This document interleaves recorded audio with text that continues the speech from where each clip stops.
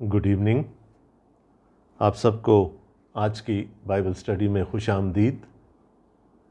جیسا کہ ہم سب جانتے ہیں کہ ہم عبرانیوں کے خط کا سلسلے وار تفسیری مطالعہ کر رہے ہیں، اور آج ہم اس خط کے آخری باب یعنی 13ویں باب کا مطالعہ کریں گے. خط کو ہم نے 2 حصوں میں تقسیم کیا تھا. پہلے حصے میں جو قدر لمبا تھا، مصنف نے ہمیں بتایا کہ خداوند یسوع مسیح کیسے یہودیت اور اس کے تمام اداروں سے، اس کی تمام شخصیات سے افضل ہے. اور مقصد ایک ہی تھا، کیونکہ یہ خط ان یہودیوں کو لکھا گیا جو کسی نہ کسی وجہ سے دل شکستہ ہو کر واپس اپنے باپ دادا کے مذہب کی طرف جانا چاہتے تھے. اور اس کے بعد پھر 10ویں باب کی تقریباً نصف سے ہمیں مصنف نے یہ بتایا کہ اگر یسوع جلالی ہے، اگر یسوع افضل ہے، تو پھر اس کی کلیسیا بھی جلالی ہوگی. اور پچھلے باب کے چند آخری آیات میں اس نے ہمیں بتایا تھا کہ وہ دن آئے گا جب سب چیزیں ہلا دی جائیں گی. کہنے کا مقصد یہ تھا کہ کوئی چیز بھی قائم نہیں رہے گی سوائے ایک چیز کے، اور وہ ہوگی یسوع کی کلیسیا. جیسے خدا کو، خدا ثالوث کو دوام حاصل ہے، ویسے ہی خداوند یسوع مسیح کی کلیسیا کو بھی دوام حاصل ہے. ہم نے یہ بھی جانا تھا کہ کیسے ایک جلالی کلیسیا کیسے اپنے خداوند یسوع مسیح کو جلال دے سکتی ہے.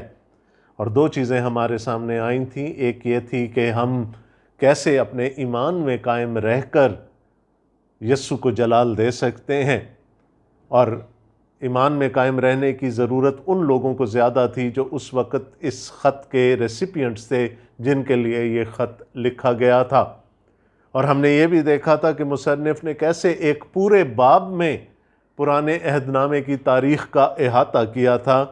وہ ان تمام شخصیات کا جن کو ہم ایمان کے سورما کہتے ہیں یا چیمپئنز آف فیتھ کہتے ہیں، وہ ان کا ذکر کرتا ہے، اور کیسے ان کے ایمان کی استقامت کا ذکر کرتا ہے.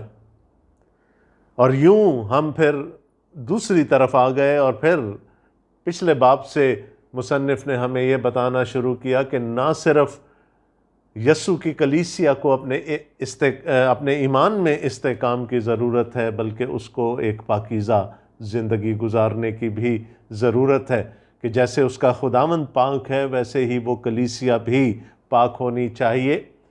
اور چند چیزیں ہم نے دیکھی تھیں.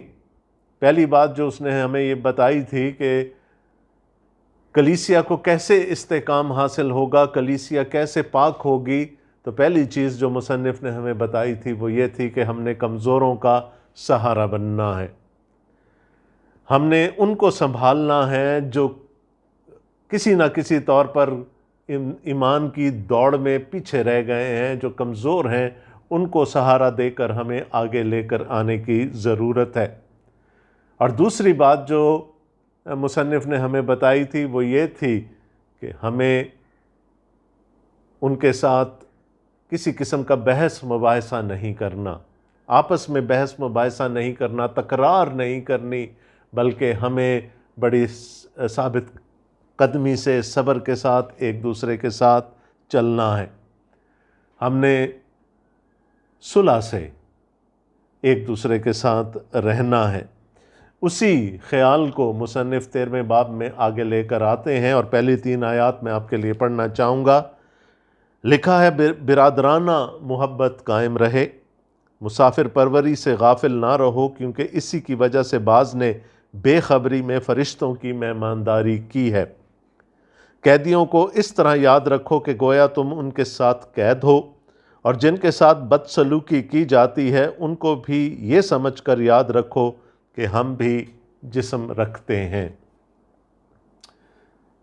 ان 2 باتوں کے بعد جہاں پر اس نے ہمیں سکھایا کہ کمزوروں کو سہارا دینا ہے اور ہمیں صلح پسندی سے ایک دوسرے کے ساتھ رہنا ہے، بحث و تکرار نہیں کرنی، اس میں وہ تیسری بات اب ہمیں یہ بتا رہا ہے کہ برادرانہ محبت، فلیو، ایک دوسرے کے ساتھ جو ہماری محبت ہے وہ قائم رہنی چاہیے، اور پھر اس کے آگے وہ ہمیں دو رنگ بتاتے ہیں، ایک مسافر پروری اور دوسرا ان لوگوں کے ساتھ محبت رکھنا جو کہ کسی نہ کسی وجہ سے پریشانی کا، ایذا کا شکار ہیں۔ وہ کہتا ہے برادرانہ محبت قائم رہے، ایک دوسرے کی برداشت قائم رہے، ہمیں ایک دوسرے کا سہارا بننا ہے، کمزوروں کو اوپر لانا ہے، تو یہ بغیر محبت کے نہیں ہو سکتا۔ لہٰذا ہماری آنکھیں اس بات پر قائم رہنی چاہیے کہ ہمارے درمیان محبت قائم رہے، اور اس کا ایک رنگ ہے مسافر پروری، جو دوسری آیت میں وہ ہمیں بتاتا ہے مسافر پروری سے غافل نہ رہو، کیونکہ اسی کی وجہ سے بعض نے بے خبری میں فرشتوں کی مہمانداری کی ہے۔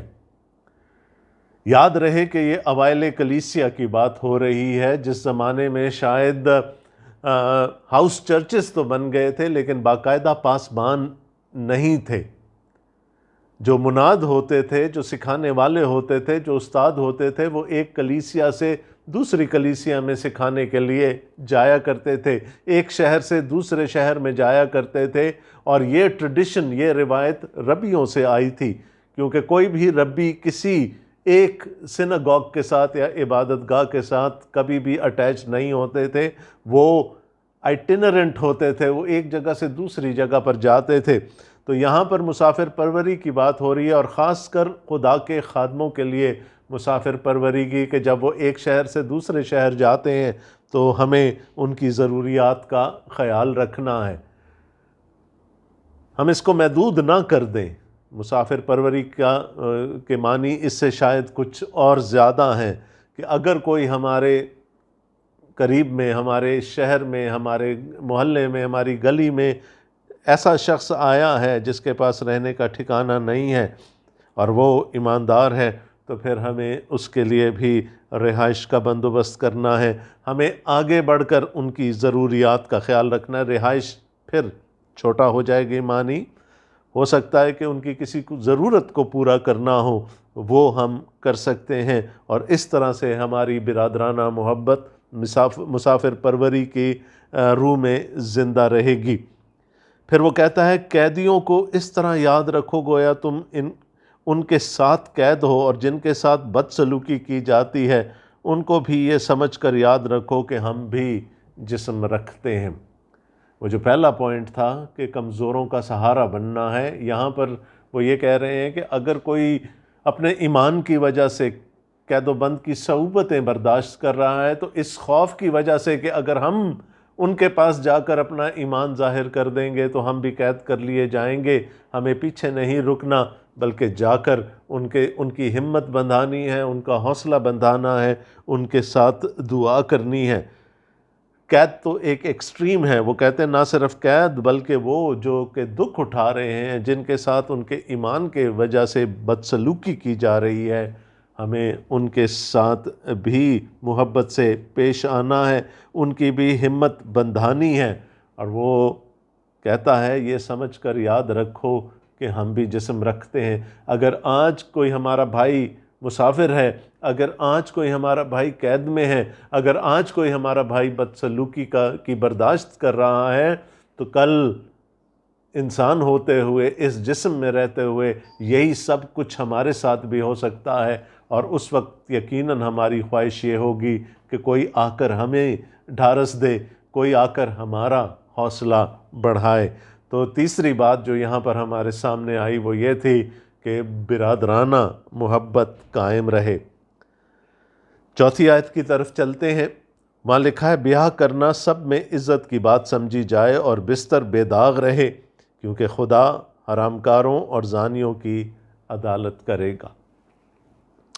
سیکشل پیورٹی کی بات یہاں پر ہو رہی ہے۔ شاید اس بات سے یوں لگتا ہے کہ اس زمانے میں شاید کچھ حلقے یہ تعلیم دے رہے ہوں گے کہ اگر ہم بیان نہیں کرتے تو ہم اچھے ایماندار ہیں، اگر ہم بیان نہیں کرتے تو ہم اچھے خدا کے خادم بن سکتے ہیں، ہر طرح کی خاندانی پریشر سے، ہر طرح کے خاندانی بوجھ سے آزاد ہو کر ہم بہتر طریقے سے شاید خدا کی خدمت کر سکتے ہیں۔ لیکن یہاں پر اس خط کا مصنف ان کو یہ بتاتا ہے کہ بیاہ، شادی بیاہ، یہ جو انسٹیٹیوشن ہے، عقد کا جو انسٹیٹیوشن ہے، یہ خدا کی طرف سے قائم کردہ ہے، اور یہ سب میں عزت کی حالت ہے، اور ایسا ہی سمجھا جانا چاہیے۔ اور جو لوگ ابھی اس رشتے میں داخل نہیں ہوئے، اس بندھن میں ابھی تک نہیں بندھے، ان کو یہ خیال رکھنا ہے کہ ان کا بستر بے داغ رہے، کیونکہ خدا حرام کاروں اور زانیوں کی عدالت کرے گا۔ وہ ان کو خدا کی عدالت کا خوف دلا کر یہ بات بتانا چاہتا ہے کہ خدا کے نزدیک اگر ہم یسوع کی کلیسیاں ہیں تو پھر یسوع کی کلیسیا کو پاک ہونے کی ضرورت ہے، اور ان میں سے ایک بہت بڑا ایریا بیاہ کا ہے، اور وہ لوگ جو ابھی اس حالت میں نہیں آئے، ان کے لیے اپنے آپ کو ساری جسمانی جبلتوں سے، رغبتوں سے اپنے آپ کو پاک رکھنا ہے، تاکہ جب وہ اس حالت میں جائیں تو وہ خدا کی نظر میں سرخرو ہوں۔ اگلی بات 5ویں آیت میں ہمیں ملتی ہے، زر کی دوستی سے خالی رہو، اور جو تمہارے پاس ہے اسی پر قناعت کرو، کیونکہ اس نے خود فرمایا ہے کہ میں تجھ سے ہرگز دستبردار نہ ہوں گا اور نہ کبھی تجھے چھوڑوں گا۔ اس واسطے ہم دلیری کے ساتھ کہتے ہیں کہ خداوند میرا مددگار ہے، میں خوف نہ کروں گا، انسان میرا کیا کرے گا۔ بہت لمبی بحث ہے، اور خاص کر جب ہم پراسپیرٹی گاسپل کو سنتے ہیں یا اس کی تعلیمات پر غور کرتے ہیں، جو ہیلتھ اینڈ ویلتھ گاسپل ہے، خوشحالی کی انجیل جس کو کہا جاتا ہے، تو وہ اسی بات پر زور دیتے ہیں کہ اگر ہم خداوند میں ہیں تو ہم غریب نہیں ہو سکتے، ہمارے پاس دولت کے انبار ہونے چاہیے۔ زر یا دولت، اس سے کسی کو اختلاف نہیں۔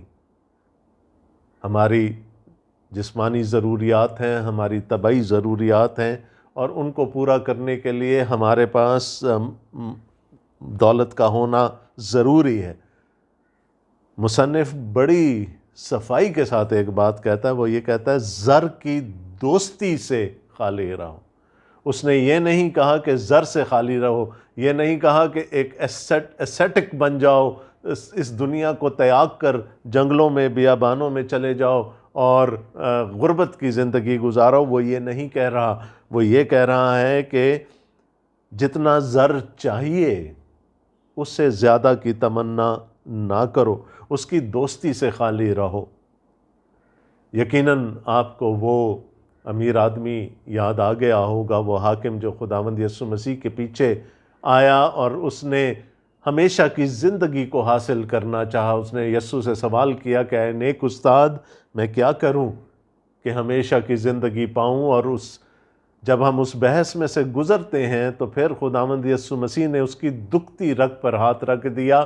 وہ زر دوست تھا، اور اس کے اور خدا کے درمیان، اس کے اور خدا کی محبت کے درمیان صرف ایک ہی چیز حائل تھی، اور وہ اس کی دولت تھی۔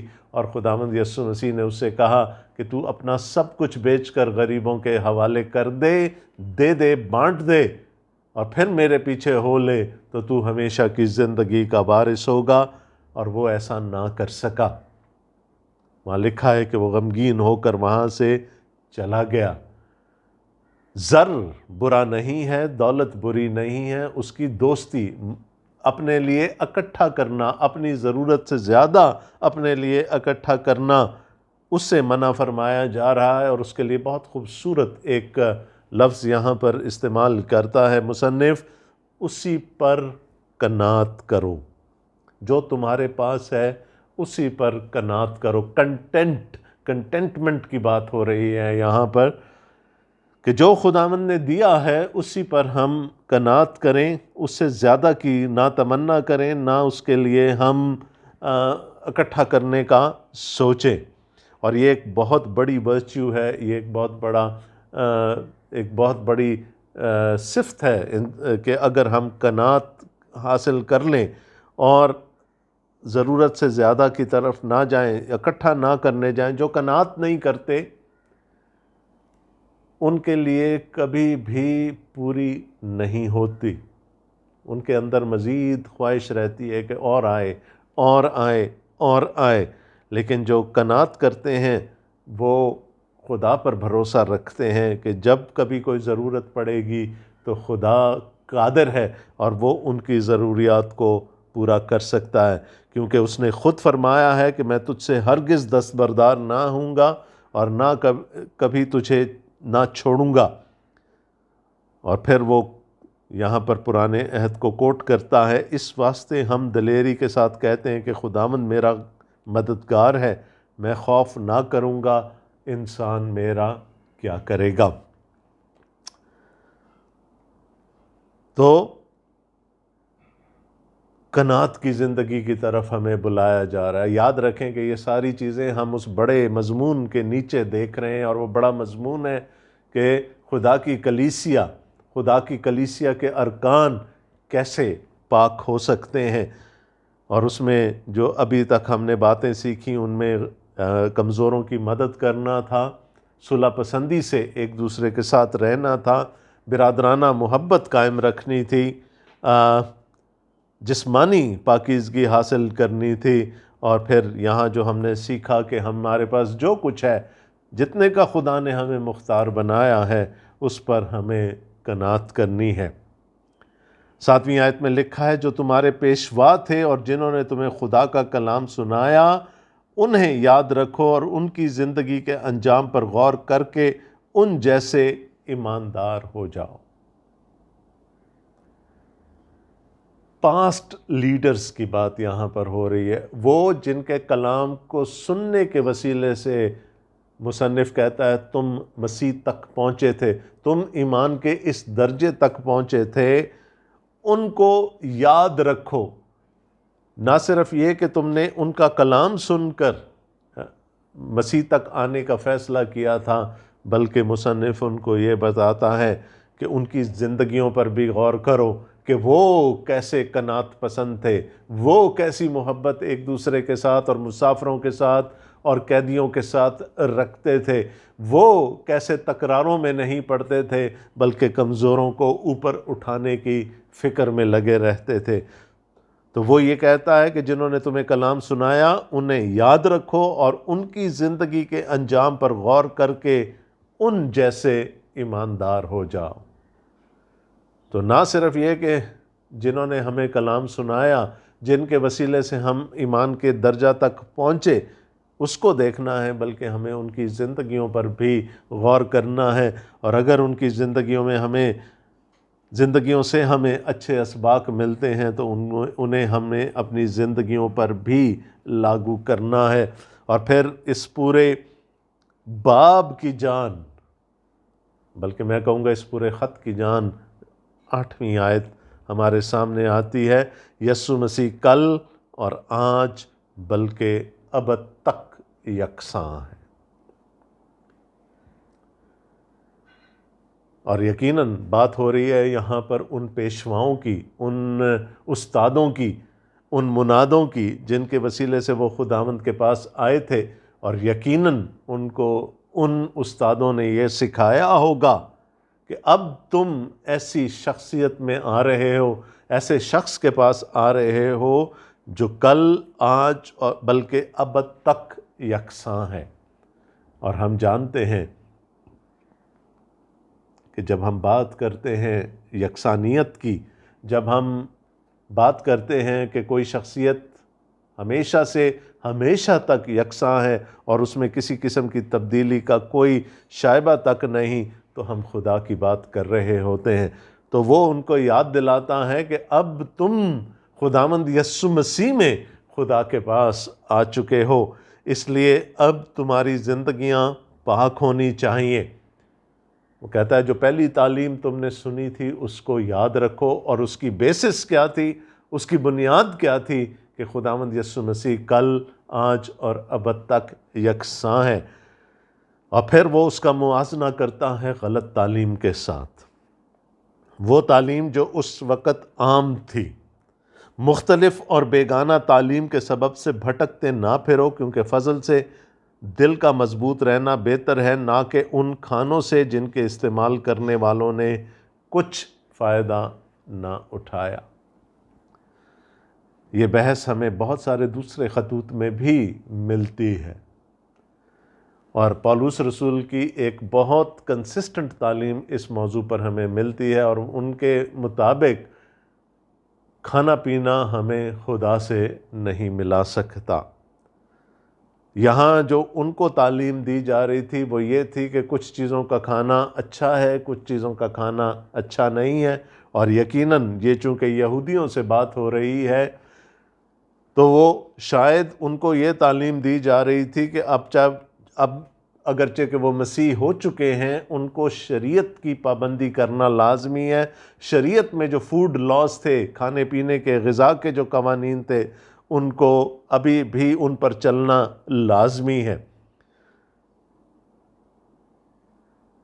مصنف کیا کہہ رہا ہے یہاں پر؟ وہ کہتا ہے کہ کھانا پینا ہمارے دل کو پاک نہیں کر سکتا، کھانا پینا ہماری روح کو پاک نہیں کر سکتا۔ کھانے پینے کا صرف اور صرف ایک مقصد ہے، اور وہ یہ ہے کہ وہ ہمارے جسموں کو سسٹین کرے، ہمارے جسموں کو کی پرورش کرے، ان کو غذا پہنچائے۔ دل کا تعلق اس سے نہیں ہے۔ دل کے لیے وہ کیا کہتا ہے؟ مختلف اور بیگانہ تعلیم کے سبب سے بھٹکتے نہ پھرو، کیونکہ فضل سے دل کا مضبوط رہنا بہتر ہے۔ دل کیسے مضبوط رہے گا؟ اس فضل کے وسیلے سے جو خداوند یسوع مسیح کے وسیلے سے ہم پر ہو چکا ہے، اس ایمان کے وسیلے سے جو ہم لا چکے ہیں۔ اب بیگانہ تعلیموں کی طرف، دوسری تعلیمات کی طرف واپس جانا ہمارے لیے یقیناً فائدہ مند نہیں ہے۔ شاید اس زمانے میں یہ بھی اعتراض ہوتا رہا ہوگا، اور جو کہ اگلی آیات سے واضح ہو کر ہم سامنے آ جاتا ہے، کہ یہودی عبادت مسیحی عبادت سے بہتر تھی۔ اور کیوں بہتر تھی؟ کیونکہ اس میں قربانیاں چڑھائی جاتی تھی، کوئی نظر آنے والی چیز، کوئی ٹینجیبل چیز خداوند کے حضور قربان کی جاتی تھی، چڑھائی جاتی تھی۔ اور اس لیے شاید ایک آرگومنٹ یا ایک دلیل اس وقت غیر مسیحیوں کی یا یہودیوں کی یہ ہوگی کہ یہودی عبادت مسیحی عبادت سے بہتر ہے، جیسا میں نے پہلے کہا کہ اس میں ایک ٹینجیبل چیز، ایک نظر آنے والی چیز خدا کو نظر کی جاتی تھی۔ مصنف اس کا جواب دیتا ہے، وہ کہتا ہے ہماری ایک ایسی قربان گاہ ہے جس میں سے خیمہ کی خدمت کرنے والوں کو کھانے کا اختیار نہیں۔ بہت سی اقسام کی قربانیاں پرانے عہد میں چڑھائی جاتی تھیں، ان میں سے سلامتی کے ذبیحے چڑھائے جاتے تھے، اس میں سے شکر گزاری کی قربانیاں چڑھائی جاتی تھیں، اور پھر ہم دیکھتے ہیں کہ پاک مکان میں وہ 12 روٹیاں جو ہفتہ وار تبدیل ہوتی تھیں وہ رکھی جاتی تھی، اور آپ کو یاد ہوگا کہ وہ روٹیاں صرف اور صرف کاہن کھایا کرتے تھے۔ ایک ہفتہ کی باسی روٹی وہ کاہن کھاتے تھے، اور اس کی جگہ تازہ روٹی بنا کر وہاں پر رکھ دی جاتی تھی۔ تو مصنف ان کو یہ یاد دلانے کی کوشش کر رہا ہے کہ پرانے عہد نامہ میں جو قربانیاں چڑھائی جاتی تھیں، جو نظریں چڑھائی جاتی تھیں، ان میں سے کاہنوں کا بھی حصہ ہوتا تھا۔ جو ذبیحے چڑھائے جاتے تھے اس میں سے کاہنوں کا حصہ مقرر تھا، یہاں تک کہ جانور کے اس حصہ کا گوشت مقرر تھا جہاں سے وہ اپنے کھانے کے لیے لے سکتے تھے۔ لیکن اب وہ یہ کہتا ہے کہ اب ہماری قربان گاہ جو اصل ہے، جو وہ عکس نہیں ہے، جو اصل ہے، اب اس میں کاہنوں کا کچھ حصہ نہیں۔ اور وہ کیوں نہیں ہے؟ وہ اس لیے نہیں ہے کہ اب ہم سب کی رسائی خدا تک ہو گئی ہے۔ آپ کو پتہ ہے کہ ہیکل میں انٹری پوائنٹس تھے۔ سردار کاہن پاک ترین مکان میں سال میں ایک دفعہ جا سکتا تھا، کاہن پاک مکان میں جا سکتے تھے، یہودی مرد ایک خاص جگہ تک جا سکتے تھے، یہودی عورتیں ایک خاص جگہ تک جا سکتی تھی، وہاں پر چیکس تھے۔ لیکن اب چونکہ وہ چیکس نہیں ہیں، اب کاہنوں کی ضرورت نہیں ہے، ہم خود خدا تک رسائی حاصل کر سکتے ہیں۔ اس لیے وہ کہتے ہیں کہ وہ جو کاہنوں کا حصہ ہوتا تھا نظروں میں، قربانیوں میں، اب ایسا نہیں ہے، کیونکہ جن جانوروں کا خون سردار کاہن پاک مکان میں گناہ کے کفارہ کے واسطے لے جاتا ہے، ان کے جسم خیمہ گاہ کے باہر جلائے جاتے ہیں۔ تو بہت ساری قربانیوں میں کاہنوں کو ان کا حصہ ملتا تھا، لیکن گناہ کی قربانی میں کاہن کا کوئی حصہ نہیں ہوتا تھا۔ گناہ کی قربانی، اور خاص کر جب وہ یوم کفارہ پر جو قربانی چڑھائی جاتی تھی، یاد ہے آپ کو کہ جانوروں کا خون تو سردار کاہن لے کر پاک ترین مکان میں چلا جاتا تھا، لیکن جانوروں کو شہر سے باہر، خیمہ سے باہر لے جا کر جلایا جاتا تھا، کیونکہ ان پر امت کا گناہ قائم ہو چکا ہوتا تھا، اور کسی ایسی چیز خدا کی حضوری میں نہیں جلائی جا سکتی تھی جس میں گناہ شامل ہو گیا ہو، اور نہ ہی اس میں سے کاہن کھا سکتے تھے۔ تو وہ یہ کہتا ہے کہ جن جانوروں کا خون سردار کاہن پاک مکان میں گناہ کے کفارے کے واسطے لے جاتا ہے، ان کے جسم خیمہ گاہ کے باہر جلائے جاتے تھے۔ کہنے کا مقصد کیا ہے کہ کاہن قربانی میں شریک تو ہو جاتے تھے، اس میں سے اپنا حصہ بھی حاصل کر لیا کرتے تھے، لیکن کچھ قربانیاں ایسی تھیں جس میں کاہنوں کو بھی کوئی حصہ نہیں ملتا تھا۔ اور پھر وہ آتا ہے خداوند یسوع مسیح کی طرف 12ویں آیت میں، اسی لیے یسوع نے بھی امت کو خود اپنے خون سے پاک کرنے کے لیے دروازہ کے باہر دکھ اٹھایا۔ ہیکل کے اندر خداوند یسوع مسیح کے منہ پر تھوکا گیا، ان کو تمانچے لگائے گئے، ان کی ہتک کی گئی، لیکن یسوع مسیح شہر سے باہر کلوری کے مقام پر مصلوب ہوئے، وہاں پر وہ قربان ہوئے، وہاں پر انہوں نے اپنے جسم کی قربانی دی، بالکل اسی طرح جس طرح سے گناہ کی قربانی دی تو ہیکل کے اندر جاتی تھی، لیکن وہ پورا کا پورا جانور ہیکل سے باہر لے جایا جاتا تھا اور اس کو مکمل طور پر خدا کے واسطے جلا دیا جاتا تھا۔ تو وہ اب کیا کہنے کی کوشش کر رہا ہے کہ کاہنوں کا حصہ کچھ قربانیوں میں سے تو ہوتا تھا، لیکن گناہ کی قربانی میں کاہنوں کا کوئی حصہ نہیں ہوتا تھا، اس لیے اب مسیح کی قربانی میں بھی ان کا کوئی حصہ نہیں ہے، اور مسیح کی قربانی بھی شہر کے باہر، خیمہ کے باہر دی گئی۔ پس آؤ اس ذلت کو اپنے اوپر لیے ہوئے خیمہ گاہ سے باہر اس کے پاس چلیں، کیونکہ یہاں ہمارا کوئی قائم رہنے والا شہر نہیں، بلکہ ہم آنے والے شہر کی تلاش میں ہیں۔ پس ہم اس کے وسیلے سے حمد کی قربانی، یعنی ان ہونٹوں کا پھل جو اس کے نام کا اقرار کرتے ہیں، خدا کے لیے ہر وقت چڑھایا کریں، اور بھلائی اور سخاوت کرنا نہ بھولو، اس لیے کہ خدا ایسی قربانیوں سے خوش ہوتا ہے۔ مصنف کیا کہنا چاہ رہا ہے؟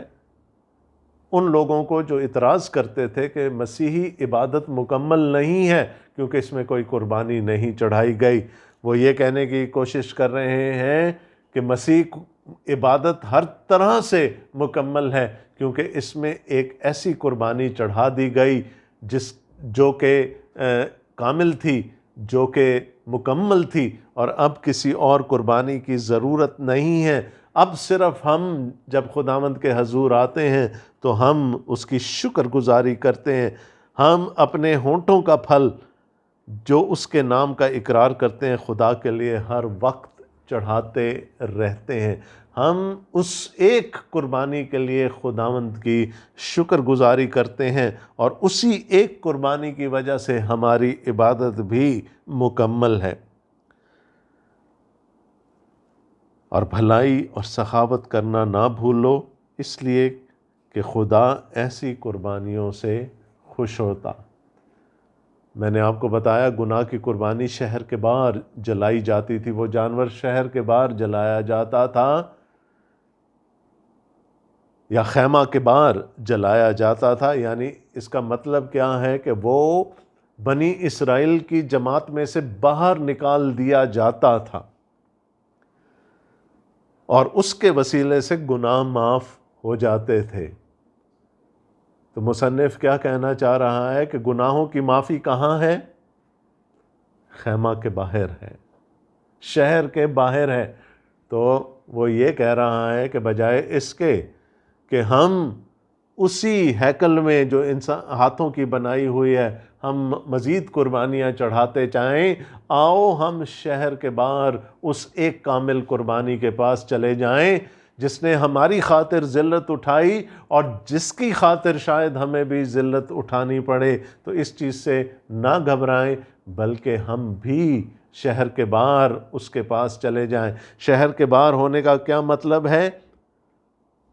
کہ گناہوں کی معافی یہودیوں میں سے نہیں ہے۔ خیمہ کے باہر کا مطلب ہے یہودیوں سے، بنی اسرائیل سے باہر۔ تو کیا ہے کہ یہاں گناہوں کی معافی یہودیوں میں نہیں ہے، یہودی عبادت میں نہیں ہے، یہودی قربانیوں میں نہیں ہے، بلکہ گناہوں کی معافی اس ایک قربانی میں ہے جو شہر کے باہر دی گئی تھی، اور اب ہمیں اس کے پاس جانے کی ضرورت ہے۔ تو وہ کہنے کی کوشش کیا کر رہا ہے کہ اب ان کو یاد رکھو اور غلط تعلیمات میں نہ پڑو۔ یہ تعلیم کہ مسیحت مکمل نہیں ہے، اس کی عبادت مکمل نہیں ہے، غلط ہے۔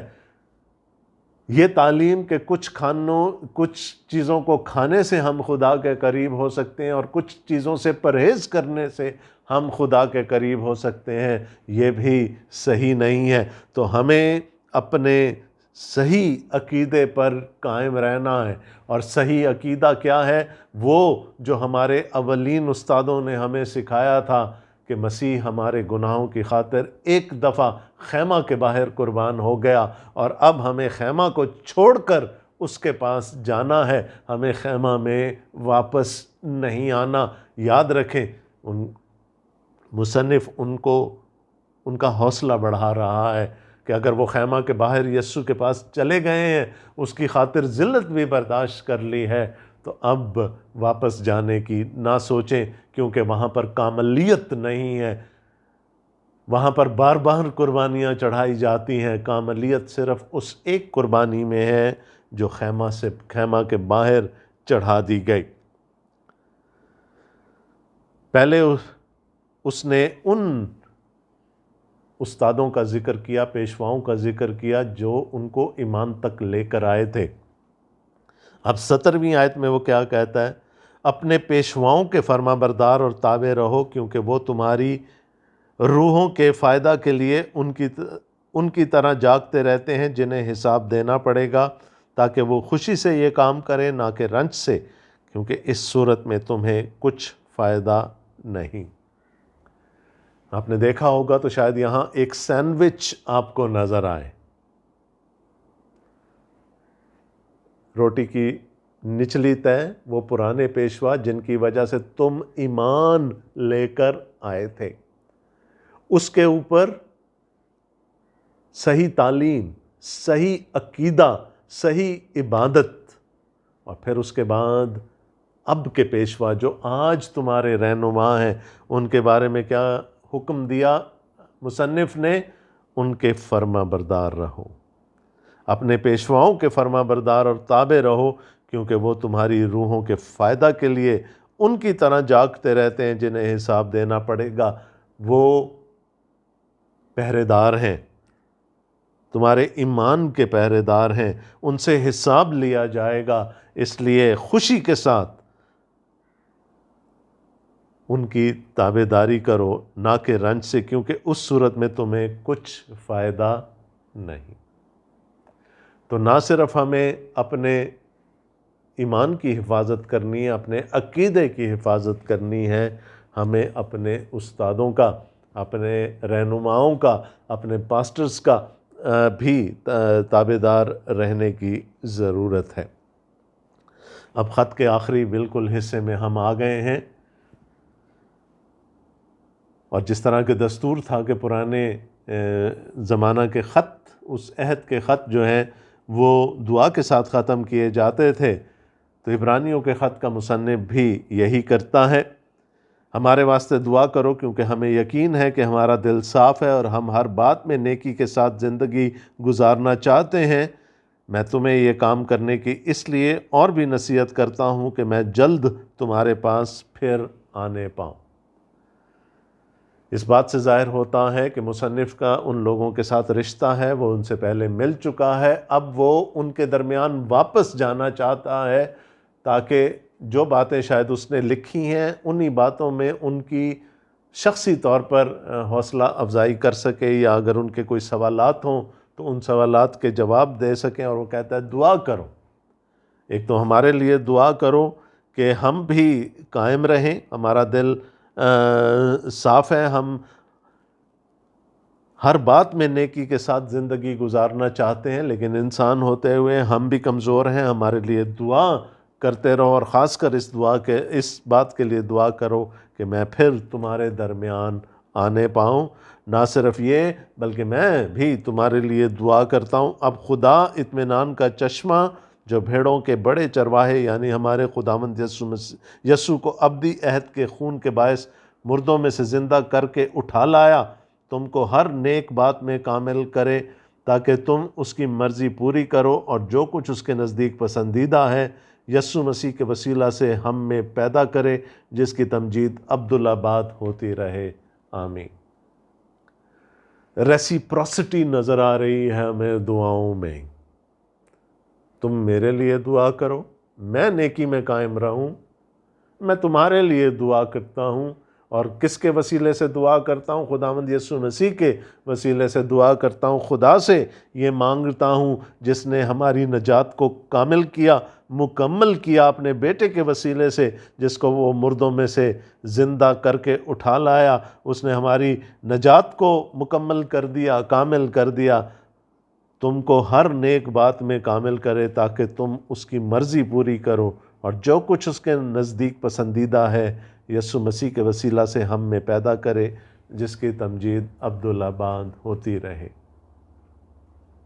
خادم کا کام ہے وہ کلیسیا کے لیے دعا کرے، اور کلیسیا کا کام ہے کہ وہ اپنے خادم کے لیے دعا کرتی رہے، اور یہ ریسیپروسٹی ہمیشہ چلنی چاہیے۔ بہت سے لوگوں کا خیال ہے دعا کرنا صرف خادموں کا کام ہے، اور ان کو ہمارے لیے دعا کرتے رہنا چاہیے، یہ ان کا فرض ہے، یہ ان کی ذمہ داری ہے۔ لیکن یہاں مصنف اس بات کو بالکل ہمارے لیے صفائی کے ساتھ بیان کرتا ہے کہ نہ صرف ہمیں خادموں کی دعا کی ضرورت ہے، بلکہ ہمیں ان کے لیے بھی دعا کرنے کی ضرورت ہے، ان کی ضرورتوں کے لیے دعا کرنے کی ضرورت ہے۔ یہاں پر جو سب سے بڑی ضرورت تھی اس مصنف کے پیش نظر وہ یہ تھی کہ میں کسی طرح ان لوگوں سے دوبارہ جا کر مل سکوں، اور اس کے لیے وہ دعا کرنے کی درخواست کرتا ہے۔ اے بھائیوں، میں تم سے التماس کرتا ہوں کہ اس نصیحت کے کلام کی برداشت کرو، کیونکہ میں نے تمہیں مختصر طور پر لکھا ہے۔ یقیناً جو باتیں اس خط میں ٹچ کی گئی ہیں، اگر ان کو تفصیل سے لکھا جائے تو شاید کتابوں کی جلدیں ہمارے پاس اکٹھی ہو جائیں، لیکن یہاں پر ہم دیکھتے ہیں کہ نہایت اختصار کے ساتھ بہت بڑی بڑی باتیں مصنف بڑے اچھے پیرائے میں کرتا ہے، اپنی دلیل کو وہ بڑے اچھے پیرائے میں ہم تک پہنچاتا ہے۔ وہ کہتا ہے اس تعلیم کی برداشت کرو، تم کو واضح ہو کہ ہمارا بھائی تیموتھیوس رہا ہو گیا ہے، اگر وہ جلد آ گیا تو میں اس کے ساتھ تم سے ملوں گا۔ اس بات سے یہ ظاہر ہوتا ہے کہ مصنف تیموتھیوس کو جانتا ہے، لیکن ایک بات ہمیں چونکا دینے کے لیے کافی ہے، جس بات کا ذکر ہم نئے عہد نامہ میں اور کہیں نہیں پاتے، کہ شاید تیموتھیوس بھی قید ہوا تھا۔ اور یہاں پر مصنف کہہ رہا ہے کہ اگر وہ جلد رہا ہو گیا تو پھر میں اس کے ساتھ تمہارے پاس آؤں گا۔ میں بہت زیادہ قیاس یہاں نہیں کرنا چاہتا، کیونکہ جب بھی ہم تیموتھیوس کا نام لیتے ہیں تو ہمارے ذہن میں پولس رسول آتے ہیں۔ ہو سکتا ہے یہ خط پولس رسول نے لکھا ہو، لیکن شاید کوئی اور خادم بھی ہے جس کے ساتھ تیموتھیوس نے مل کر کام کیا ہو، اور وہ اب دوبارہ ان کے درمیان تیموتھیوس کے ساتھ آنا چاہتا ہو۔ ہم جانتے ہیں کہ پولس رسول نے کبھی ان لوگوں کے درمیان، یا کبھی نہیں تو زیادہ کام ان لوگوں کے درمیان نہیں کیا جو یہودیت میں سے تھے، جو بنی اسرائیل میں سے تھے۔ یہ خط ان کو لکھا گیا، ان مسیحیوں کو لکھا گیا جو بنی اسرائیل میں سے تھے۔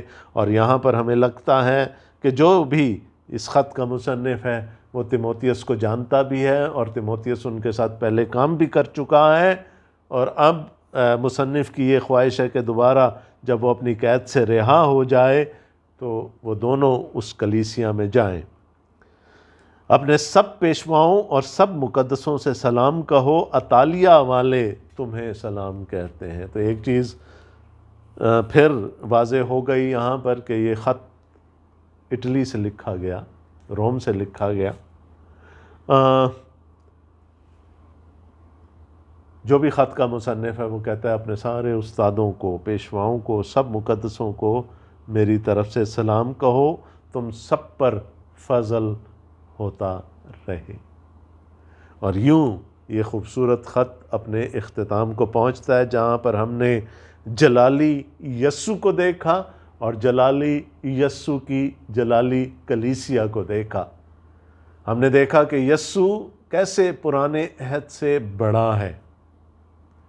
ہم نے یہ بھی دیکھا کہ اس کی کلیسیا کیسے جلالی ہے، کیونکہ وہ کلیسیا کو دوام حاصل ہے، جیسے اس کے خداوند کو دوام حاصل ہے ویسے ہی کلیسیا کو بھی دوام حاصل ہے۔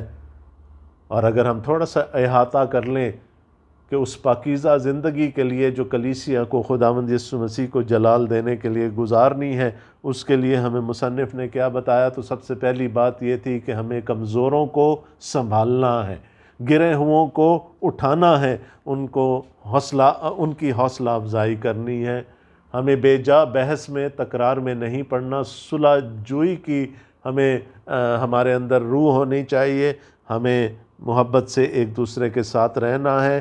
تیسری بات جو ہمیں سکھائی گئی کہ برادرانہ محبت قائم رہے، ہمیں مسافر پروری کرنی ہے، ہمیں خبر گیری کرنی ہے ان کی جو کہ کسی نہ کسی وجہ سے تکلیف کا شکار ہے۔ پھر جسمانی پاکیزگی کی بات یہاں پر ہوئی، بیاہ شادی کی بات ہوئی، اور بستر کو بے داغ رکھنے کی بات ہوئی۔ اس کے بعد کنٹینٹمنٹ کی بات ہوئی، قناعت کی بات ہوئی کہ ہمیں جو کچھ خداوند کی طرف سے ملا ہے اس پر ہمیں قناعت کرنی ہے، زر کی دوستی سے اپنے آپ کو خالی رکھنا ہے۔ پھر ہمیں یہ بتایا گیا کہ جو ہمیں ہمارے استادوں نے جو عقائد سکھائے تھے، جو کلام میں عقائد لکھے گئے ہیں، اور یہاں پر میرا اور آپ کا استاد کون ہے؟ وہ یہ نیا عہد نامہ ہے، یہ خطوط ہیں جو خداوند یسوع مسیح کے رسول لکھ کر چلے گئے۔